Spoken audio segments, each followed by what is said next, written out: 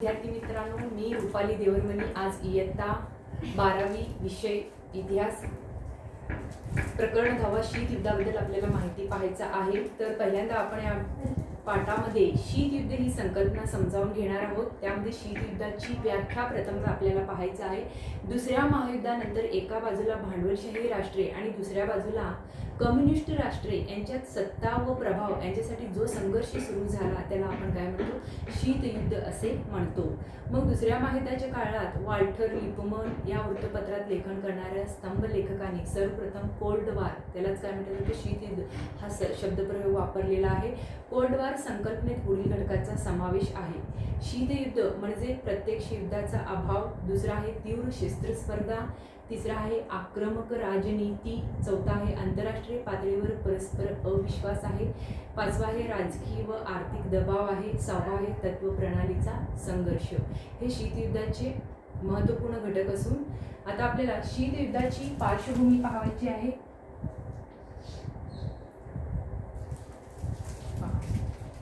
शीतयुद्ध घडून येण्यास दुसरे महायुद्ध कारणीभूत ठरले. इंग्लंड व फ्रान्स यांचे महत्त्व कमी झाले. या महायुद्धानंतर सोव्हिएत रशियाच्या सैन्यांनी पूर्व युरोप तर आफ्रिका, फ्रान्स आणि इंग्लंड यांनी पश्चिम युरोपवर आपले वर्चस्व मिळवले. यामुळे युद्ध संपल्यावर युरोपचे पूर्व आणि पश्चिम असे विभाजन घडून आले. सोव्हिएत रशियाच्या प्रभावाखाली असलेल्या पूर्व युरोपीय राष्ट्रांनी साम्यवादी विचारप्रणालीचा स्वीकार केला. अमेरिकेच्या प्रभावाखाली असणाऱ्या पश्चिम युरोपीय राष्ट्रांनी भांडवलशाही व्यवस्था मान्य केली. यातून शीतयुद्ध आकाराला आले.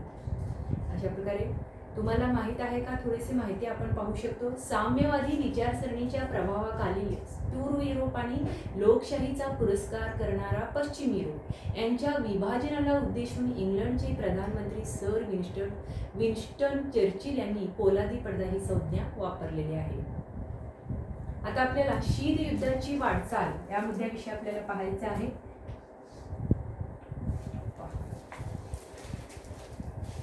दुसरे महायुद्ध संपल्यावर अमेरिकेने मार्शल प्लॅनची योजना आखून युरोपीय राष्ट्रांना साम्यवादापासून रोखण्यासाठी आर्थिक मदत सुरू केली. यांच्या विरोधात रशियाने आशिया व आफ्रिका खंडातील स्वतंत्र चळवळीला प्रोत्साहन दिले. अमेरिका व सोव्हिएत रशिया यांच्यात युरोपच्या पूर्व आणि पश्चिम विभागणीने तणाव निर्माण झाला. या दोन राष्ट्रांमध्ये प्रत्यक्ष समोरासमोर युद्ध झाले नाही. जग तिसऱ्या महायुद्धाच्या उंबरठ्यापर्यंत पोहोचले आहे अशी परिस्थिती निर्माण झाली. परंतु उभयपक्षी सामंजस्याचे धोरण अवलंबले गेले. दोन्ही राष्ट्रे कायम युद्धाच्या तयारीत. दोन्ही राष्ट्रांमध्ये तणाव मात्र प्रत्यक्ष युद्ध नाही. या परिस्थितीला ढोबळमानाने शीतयुद्ध म्हटले जाते. दुसरे महायुद्ध संपल्यानंतर युरोपची विभागणी राजकीय, आर्थिक, लष्करी या मुद्द्यांच्या आधारे झाली. परंतु विचारप्रणालीचा स्वीकार हा महत्त्वाचा मुद्दा शीतयुद्धाच्या मागे होता. साम्यवादी सोव्हिएत रशियाच्या विचारसरणीत उत्पन्नाच्या स्रोताची सरकारी मालकी हा मध्यवर्ती विचार आहे, तर अमेरिकेच्या भांडवलशाही विचारसरणीत उत्पन्नाच्या स्रोताची खासगी मालकीचा विचार हा मध्यवर्ती आहे. शीतयुद्धाची व्याप्ती युरोपपुरती मर्यादित न राहता ती आशिया खंडातही पसरली. 20व्या शतकाच्या पूर्वार्धात दोन महत्त्वाच्या घटना घडल्या आहेत.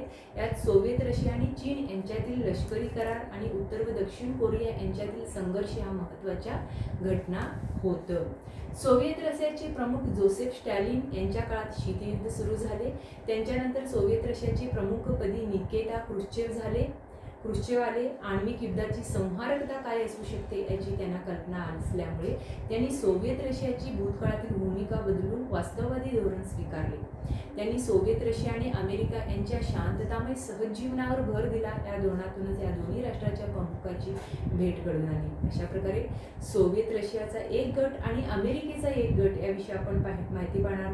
प्रथमतः आपल्याला सोव्हिएत रशियाच्या गटांमध्ये असलेल्या देशांची नावे पाहू. त्याच्यामध्ये सोव्हिएत रशियामध्ये पूर्व जर्मनी आहे, पोलंड आहे, चेकोस्लोव्हाकिया आहे, हंगेरी, रुमानिया, बल्गेरिया आणि अल्बानिया देश असून अमेरिकेच्या गटामध्ये नेदरलँड, डेन्मार्क, बेल्जियम, पश्चिम Germany, France, Italy, Spain, Greece, Great Britain आहे. सोव्हिएत रशियाचं विचारप्रणाली ही साम्यवादी आहे. अमेरिकेचा विचारप्रणाली ही भांडवलशाही आहे. सोव्हिएत रशियाचं अर्थव्यवस्था सरकारी मालकीची आहे, तर अमेरिकेचा मुख्यतः खासगी मालकीची आहे. सोव्हिएत रशिया गटाचा सुरक्षा गट वारसा करार 1950 सोव्हिएत रशिया व चीन यांच्यात करार आहे, तर अमेरिकेचा सुरक्षा गट आहे नाटो, एनजूस, सिएटो, सेंटो अशा प्रकारचे गट आपल्याला सांगता येतील. 1959 मध्ये कॅम्प डेव्हिड येथे अमेरिकेचे राष्ट्राध्यक्ष आयसेनहॉवर आणि सोव्हिएत रशियाचे निकिता क्रुश्चोव यांची भेट घडून आली. 1961 मध्ये सोव्हिएत रशियाने बर्लिनची भिंत उभारली. म्हणजे यामुळं पश्चिम बर्लिन आणि पूर्व बर्लिन यांच्यातील संबंध संपला. या घटनेतून युरोपात तणाव वाढला. 1962 मध्ये शीतयुद्धाच्या तणावाचे केंद्र क्युबा ठरलेला आहे. क्युबा देशातील क्षेपणास्त्र प्रेरच्या प्रसंगामुळे अमेरिका आणि रशिया यांच्यात तणाव वाढला. हा तणाव कमी करण्यासाठी उभयपक्षी करार, तत्काळ दूरध्वनीवर संवाद साधण्यासाठी हॉटलाईन इत्यादी उपाय योजले गेलेले आहेत. 1972 मध्ये अमेरिकेचे राष्ट्राध्यक्ष रिचर्ड निक्सन आणि सोव्हिएत रशियाचे नेते ब्रेझनेव मॉस्को येथे भेटले. या दोन राष्ट्रांच्या शिखर परिषदेत आण्विक क्षेपणास्त्राच्या संख्येवर मर्यादा आणण्यावर एकमत झाले. उभय देशांमधील तणाव कमी होण्यास या परिषदेने सुरुवात झाली. या ताणतणाव कमी करण्याच्या प्रक्रियेस देतांत म्हणतात. पुढे अमेरिकन अध्यक्षांनी चीनला भेट देऊन साम्यवादी चीनच्या शासनाला मान्यता दिली. संयुक्त राष्ट्राच्या सुरक्षा समितीमध्ये व्हेटोचा वापर करून मित्र राष्ट्रांची बाजू घेणे, विविध लष्करी करार, आर्थिक देवाणघेवाण, व्यापारी सवलती, मित्र राष्ट्रांचा दर्जा देणे या माध्यमातून या दोन्ही सत्तांनी जगभर गटबाजीला प्रोत्साहन दिले. दोन विचारधारांमधील फरक, एकमेकांची भीती, अविश्वासाचे वातावरण, साम्यवाद विरुद्ध भांडवलशाही, गैरसमज दूर करणाऱ्या यंत्रणेचा अभाव, एकमेकांना समजून घेण्याच्या वृत्तीचा अभाव यामुळे शीतयुद्ध अधिकच धगधगत राहिले. देतांत पर्व याविषयी आपण माहिती पाहणार आहोत.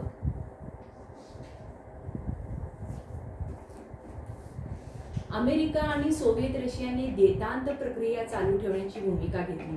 यातूनच 1973 मध्ये फ्रान्सची राजधानी पॅरिस येथे झालेल्या परिषदेत व्हिएतनाम युद्ध समाप्त करण्याचे प्रयत्न जोरात सुरू झाले.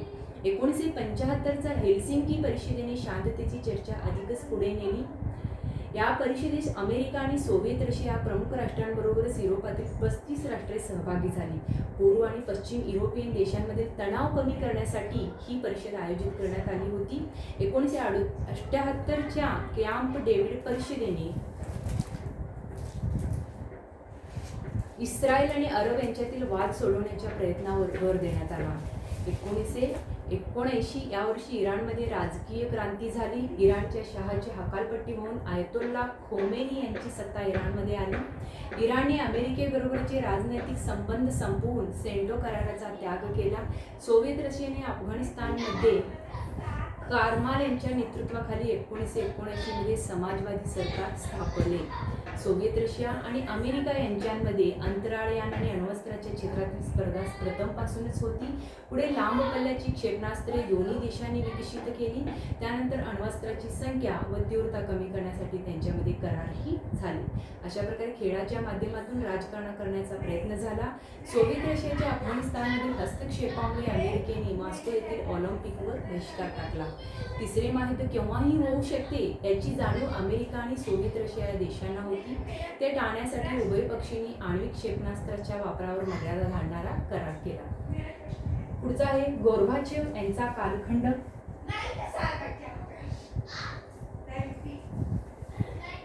बघा, 1985 मध्ये गोर्बाचेव कम्युनिस्ट पक्षाचे सरचिटणीस झाले आणि सोव्हिएत रशियाचे नेतृत्व त्यांच्याकडे आले. गोर्बाचेव यांच्या काळात शीतयुद्धाची अखेर झाली. त्यांनी पेरेस्ट्राइका आणि ग्लासनोस्त यांच्या माध्यमातून रशियात बदल घडवून आणले. पेरेस्ट्राइका म्हणजे पुनर्रचना आणि ग्लासनोस्त म्हणजे खुलेपणा. या काळात रशियातील अर्थव्यवस्था डबघाईला आली होती. गोर्बाचेव यांनी राजकीय व आर्थिक व्यवस्थेची पुनर्रचना करण्याचा प्रयत्न केला. मुक्त निवडणुकांचा पुरस्कार केला. साम्यवादी पक्षाची मक्तेदारी संपुष्टात आणण्याचा प्रयत्न केले. अर्थव्यवस्थेवरील केंद्रीय नियंत्रण कमी केले. लेखक, पत्रकार आणि बुद्धिमत्तांना अभिव्यक्तीचे स्वातंत्र्य दिले. पूर्व पश्चिम जर्मनीतील भेद संपवून जर्मनीच्या एकीकरणास चालना देणारे गोर्बाचेव माय देशाला एकत्र ठेवू शकले नाही. त्यांच्याच काळात सोव्हिएत रशियाचे विघटन होऊन एकसंध सोव्हिएत रशियाचे अस्तित्व संपुष्टात आले. 1991 नंतर जगाच्या इतिहासात शीतयुद्धोत्तर जग आणि सोव्हिएत रशियानंतरचे जग हे दोन नवे शब्दप्रयोग वापरात आले. सोव्हिएत रशियाच्या विघटनानंतर उदयास आलेले देश आता आपण पाहणार आहोत. त्यामध्ये सोव्हिएत रशियाच्या विघटनानंतरचं पहिलं देश आहे एस्टोनिया, दुसरं आहे लाटविया, तिसरा लिथुआनिया, चौथा आहे Belarus, Moldova, Georgia, Armenia, Azerbaijan, Turkmenistan, Uzbekistan, Tajikistan, Kyrgyzstan, Russia, Ukraine, Kazakhstan इत्यादी देशाविषयी आपण माहिती पाहिलं. शीतयुद्धाचे परिणाम आपण पाहणार आहोत आता.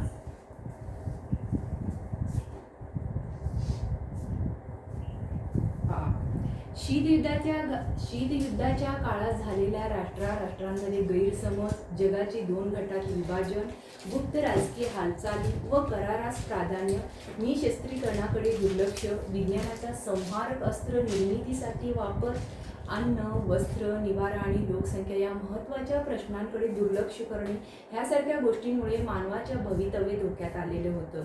मग शीतयुद्धाची अवस्था कायम ठेवण्यासाठी दोन्ही राष्ट्रांना अफाट खर्च आला.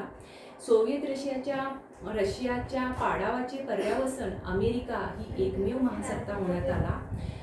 सोव्हिएत रशियाच्या पाडावाचे म्हणजे सोव्हिएत रशियाला हरवण्याचा परिणाम काय झाला? अमेरिका हे एकमेव जगातील महासत्ता होण्याचा त्याचा परिणाम होऊन गेला. आता आपण शीतयुद्ध काळातील अमेरिका आणि सोव्हिएत रशिया यांनी घडवून आणलेले करार आहेत ते पाहूया.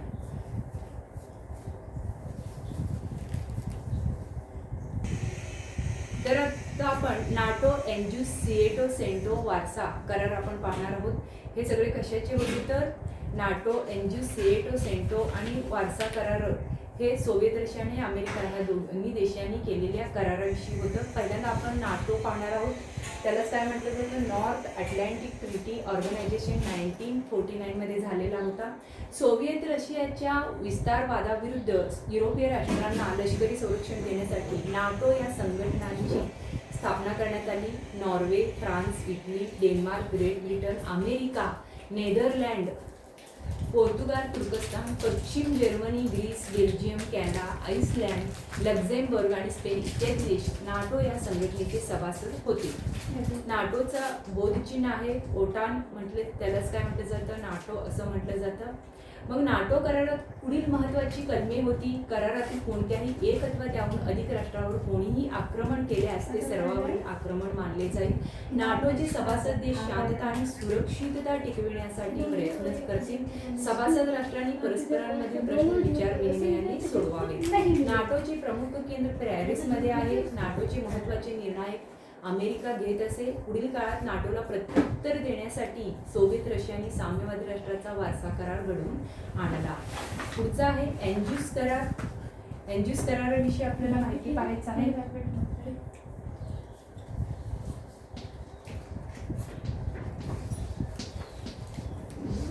पुढचा करार आहे एन्जूस करार. त्यालाच काय म्हटलं जातं? एन्जूस. बघा, 1 सप्टेंबर 1951 रोजी ऑस्ट्रेलिया, न्यूझीलंड आणि युनायटेड स्टेट्स ऑफ अमेरिका, त्यालाच US म्हटलं जातं, या राष्ट्रांनी करार केला. ही राष्ट्रे पॅसिफिक महासागराशी संबंधित आहेत. या राष्ट्रांनी मिळून स्वसंरक्षणार्थ केलेला करार म्हणजे एन्जूस या नावाने ओळखला जातो. पॅसिफिकमध्ये त्रिपक्षीय संरक्षण करार असे या कराराचे वर्णन करतात. दुसऱ्या महायुद्धानंतर बदलत चाललेल्या परिस्थितीत साम्यवादापासून रक्षण व्हावे म्हणून ऑस्ट्रेलिया आणि न्यूझीलंड या देशांनी अमेरिकेबरोबर करार केला. ब्रिटिश राष्ट्रकुलातील राष्ट्रांनी स्वतंत्रपणे अमेरिकेशी लष्करी करार केल्याचे हे पहिलेच उदाहरण होते. याचा अर्थ स्पष्टच होता की त्यांनी युनायटेड किंगडम आणि फ्रान्सचे महत्त्व वाढू द्यायचे नव्हते. पॅसिफिक महासागरात असणाऱ्या देशांना साम्यवादी चीनपासून संरक्षण मिळावे असाही एक हेतू या कराराचा होता. अशा प्रकारे एन्जूस कराराविषयी आपण माहिती पाहिलो. पुढचं सिएटो करार आहे, सेंटो करार आहे, वार्सा करार आहे. या कराराविषयी आपण पुढच्या तासात माहिती पाहूया. नमस्कार.